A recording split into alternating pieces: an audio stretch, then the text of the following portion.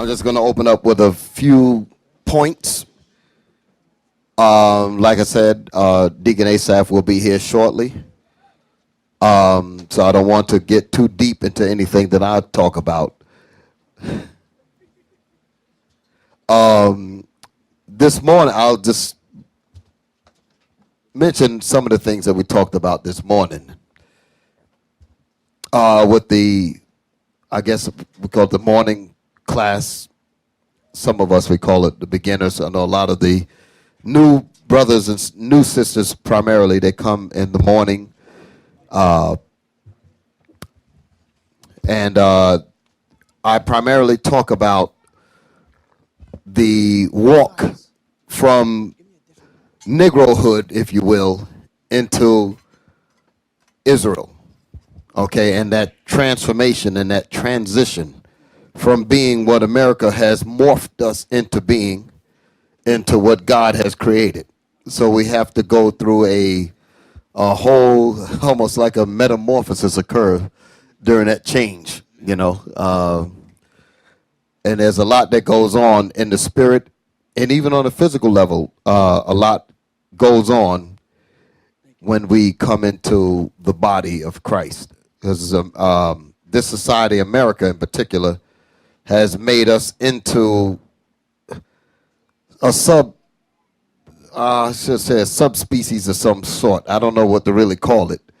It is not what God intended for us to be. You know, as I open this Bible up, the Bible has nations recorded in here. It's 18 of them to be exact. 18 nations recorded in the Bible. 16 of them are found in Genesis chapter 10. And the last two are found in Genesis 25 with Esau and Jacob. We were the last two nations that were born in this earth. The other nations are primarily recorded in Genesis chapter 10. Those tables, in the table of nations. That's what we call it. This morning, I dealt with the morning class, and the name of our class in the morning was Image is Everything, but discipline is required to fix it, to repair the image. I think that's how I didn't write the name down again, but it was on the actual morning class. I'm somehow messing the name up on what the class was, but I want to ask this question about image.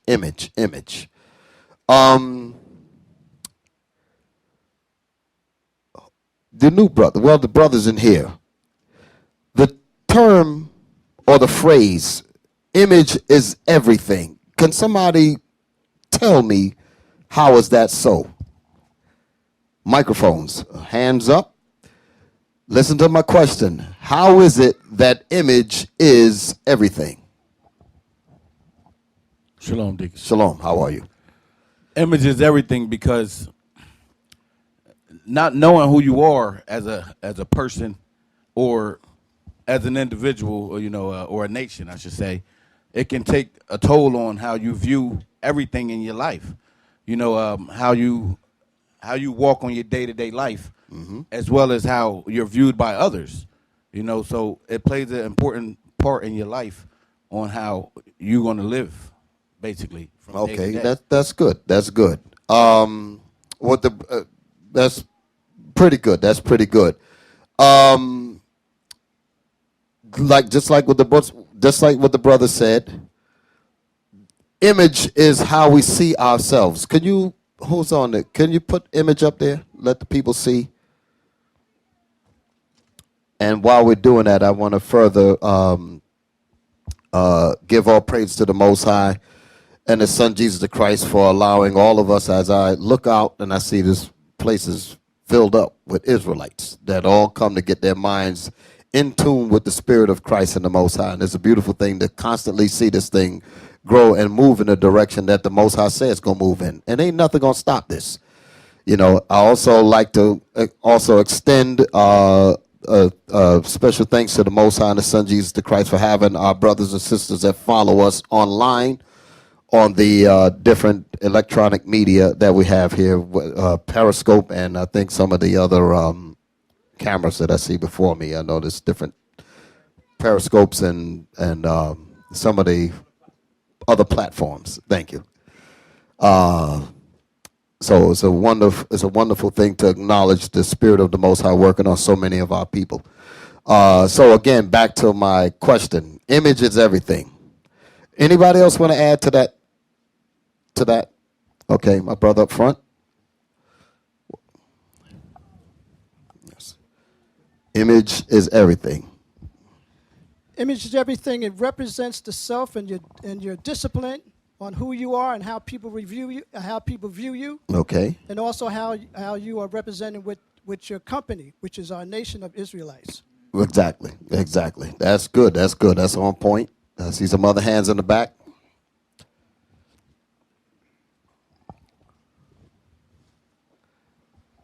Shalom. Shalom. As you once before said, the root word of imagination is image. So without a positive image of yourself, it limits to how far you can even see yourself going. Oh man, see, he done went deep. You got some butter back there, don't you? You got to repeat that again, because you spread some butter and it slid past some of them biscuits that's sitting right around you. The root word of You got to take it slow. See, if you rush butter, it don't have a chance to seep in. It'll just slide past the biscuit and the biscuit still be dry. Slow it down. That was some heavy stuff that you said there. I didn't even use that in the morning. You know, morning butter. Come on.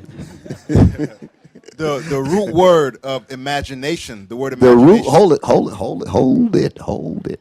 The root word to what? Imagination Imagination. Go ahead. is image. Is image. Do y'all get that? This ties in with vision. Having vision, having the ability to imagine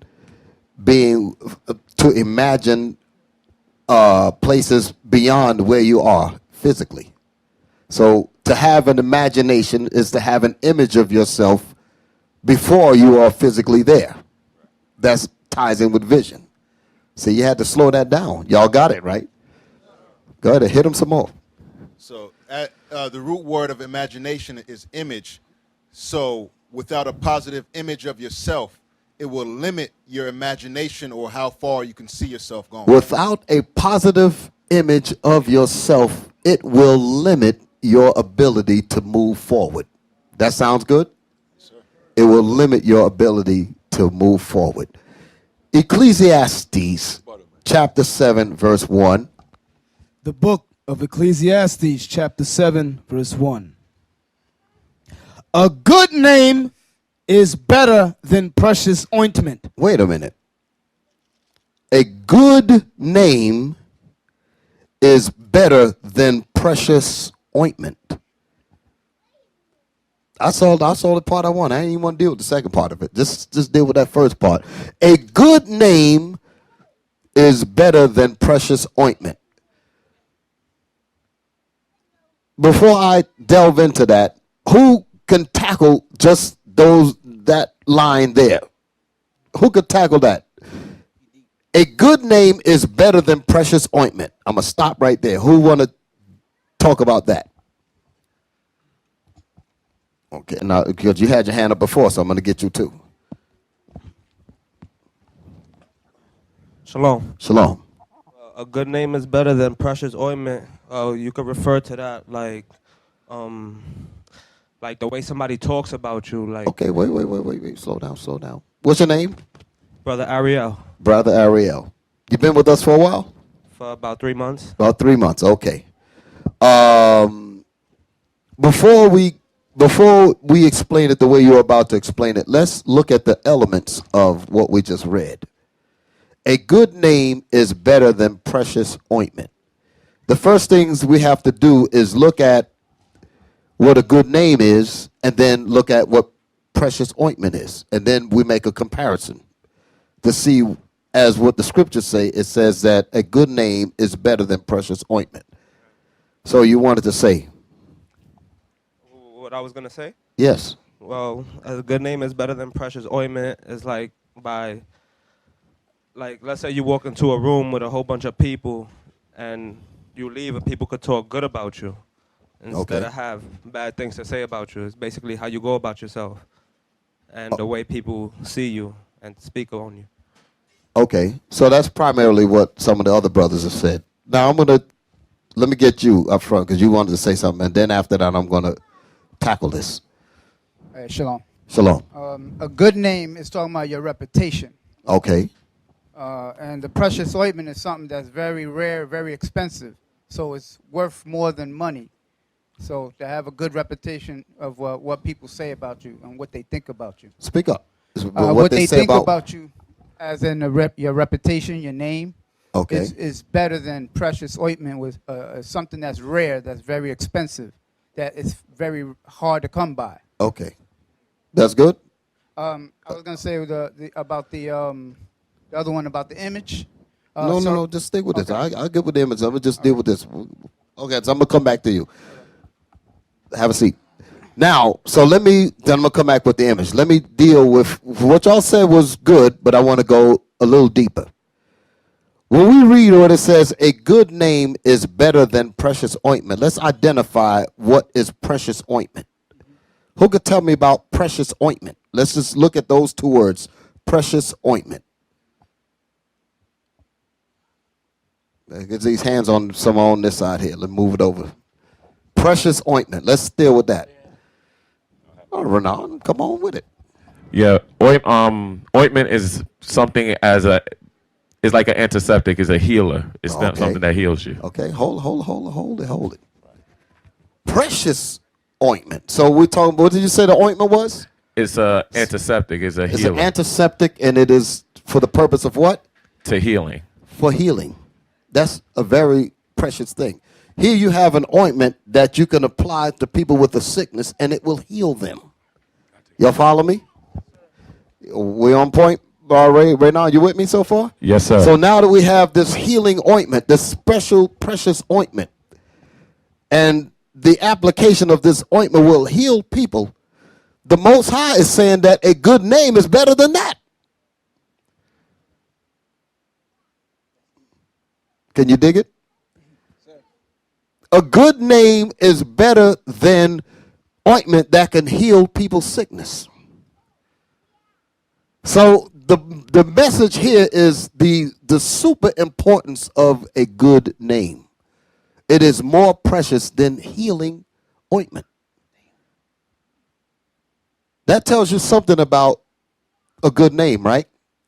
Which goes into reputation, which goes into image, which goes into how we see each other, which goes into how we see ourselves, those things. So the good name is above precious ointment. That's deep. That is deep. That is deep.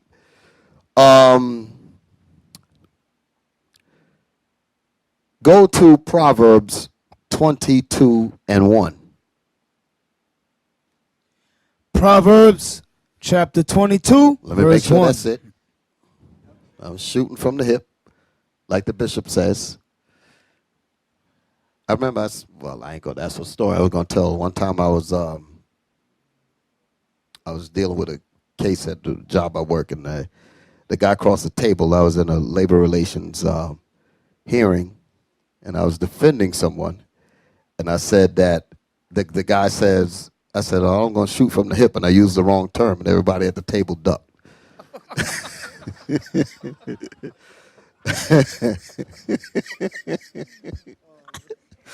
Where we at? Proverbs chapter 22, verse 1. A good name is rather to be chosen than great riches. No, certainly nobody agrees with that, Captain. A good name is what? A good name is rather to be chosen than great riches. So who in here wants great riches? Raise your hands. Look at that. Did nobody want to raise their hand because they know that their good name was above that. So you don't want riches? I said none of the women got their hands up. I expected all their hands to be up. Because what do they give you brothers? Hey, man, listen, man. Come on, man. We got to get the bills paid. We need this. Y'all know how these sisters are, right? They got their hand down. This is something else. Come on, sisters. Ride with me now. Read it again. A good name is rather to be chosen than great riches. So great riches, do we not want great riches, sisters? I can't hear you. I can't see you. Put them hands up there. All right. Brothers, Yes, sir. so we want the good riches, don't we? But they nervous. They know it's coming up, right? Let's read it again. A good name is But rather a good name. to be chosen than great riches. So the Most High said that you are rather to choose a good name above riches, above great riches. Now, I don't know if I can ride that Bible anymore. I was rolling with it, but now it's talking about choosing something else over money. Well, a good name, if you have a good name, you won't falter in the rest of what the good riches are supposed to do for you. Because a good name, if you have a good name within your nation, the problems that money will solve, a good name will solve them. Y'all understand that? Somebody that don't fully understand that. They're like, wait a minute, how could a good name pay my bills? How could a good name do this? How could a good name do that? Somebody want to tackle that? I see hands. See, brothers, the light bulbs came on. Now it's heavy that you say that, because when you read Tobit, when Tobit went blind, they blessed his wife with a kid, and that was because Tobit had a good name in Israel. Did y'all hear that? See? Because he had a good name in Israel. And riches came from nowhere. Because once the whole idea is the imagery that we put out here. That's the good name I'm talking about, the reputation. And by us being a good reputable people, good things are going to come our way. You understand? Because righteousness will breed that. Wickedness brings evil. Righteousness brings the right things. If, like I say, the Bible speaks about the laws of God is spiritual, correct? Let's get that. Read that. Deacon Asaph, all praise to the Most High. I ain't going to be long. I'll let you come on in. I know you got your subject together. Huh? No. He said, he always say that. The butter's still cold. It's still, I just took it out of the refrigerator. It ain't even melted or nothing, so. I'm going to be quick. Romans 7, verse 14. For we know that the law is spiritual. For we know that the law is spiritual. Go ahead.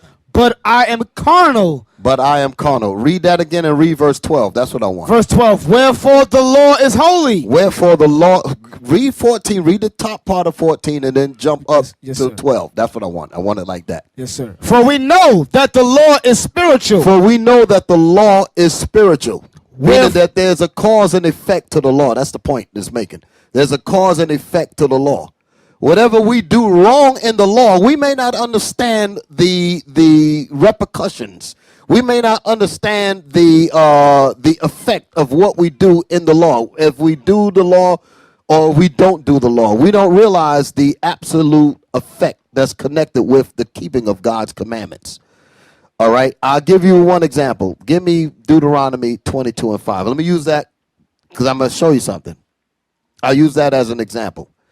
And oftentimes we read this, well, I know we're getting better at it now, but we often read it and just leave it at the top part. We focus more on the top part of it, dealing with the woman. But I want to read the whole thing.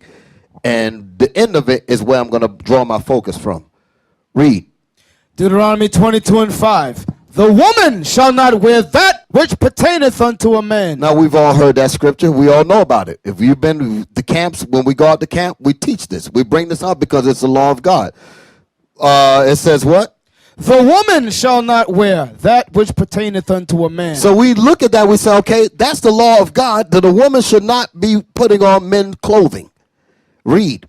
Neither shall a man put on a woman's garment. Neither shall a man put on a woman's garment. So we realize that both of those are wrong. But we read that and we leave it there. Then read the next piece. For all that do so are abomination unto the Lord thy God. For all that do either one of these, or both of them, is abomination unto who?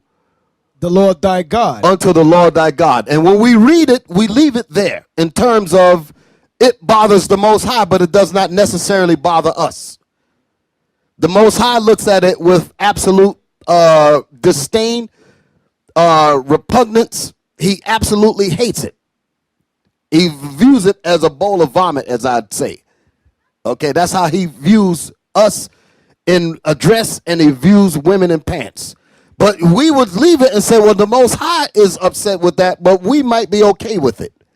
What we don't realize is that the reason why the Lord put that law in the Bible is because it literally has an effect on how we operate as a people. When we break the laws of God, it has a spiritual effect on our nation. That's the point that I'm making. This is the Most High is not really affected per se. We're the ones that's going to feel the effects of God's laws being broken. That's the point that I'm making. We are the ones that's going to feel the effects of God's laws when they're broken, whether we know it or not. There's a cause and effect to every law of God. We ourselves are going to feel the effect of it. Read it again, where you was at. The woman shall not wear. No. Oh. The Romans. Romans 7:14. For we know that the law is spiritual. For we know that the law is spiritual, meaning that it has a cause and effect. It's not just going to bother the Most High. It's going to bother us as a people. It's going to affect our image, so you can understand. Verse 12. Wherefore the law is holy. This is what we're supposed to understand. Wherefore the law is holy. If we understand that, it's just like that one law that we read is a holy law. Whether we believe it only affects the Most High, we need to also understand that it affects us as well. It affects how we deal with each other. It affects how we think. It affects the image that we put out. And because of that, that determines, like my brother said in the back, how far we go as a nation. Go ahead. Wherefore the law is holy, and the commandment holy. And the commandments of God is holy. We are not just the Most High is understanding that. We have to understand that the laws of God is holy. And we have to also understand that the commandments of God is holy. Substatutes and those kinds of things.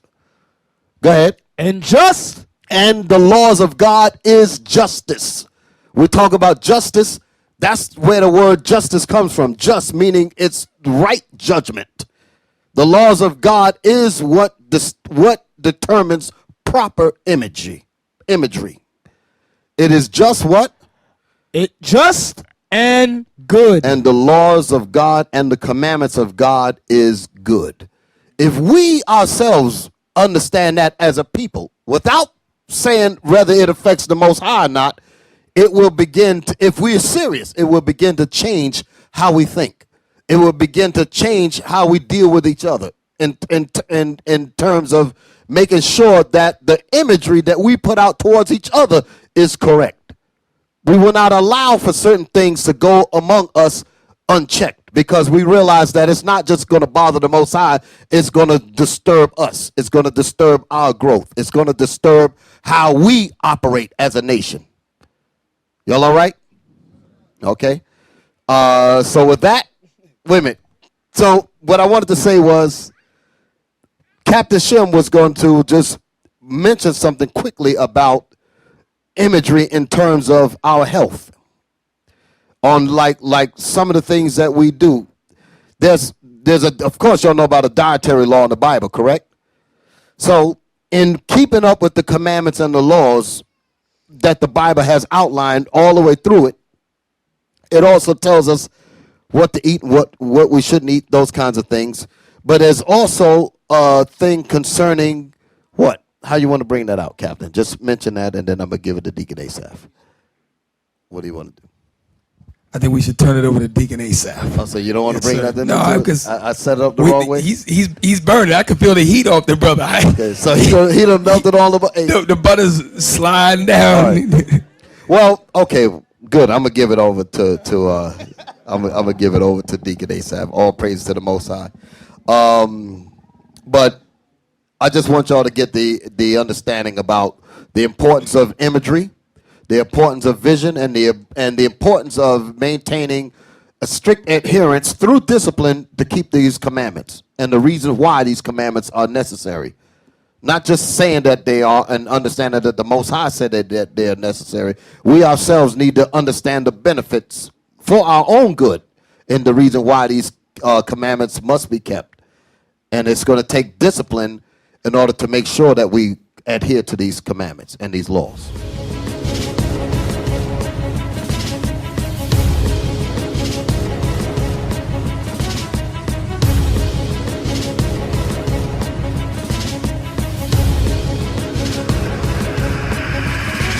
Shalom, Israel. I'm Elder Nathaniel of Israel United in Christ.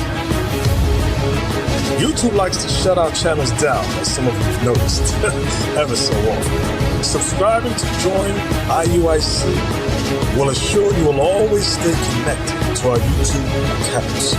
We want to do our best to make sure this truth gets out. Please click and join our subscriber YouTube channel called Join IUIC to stay linked to all of our videos.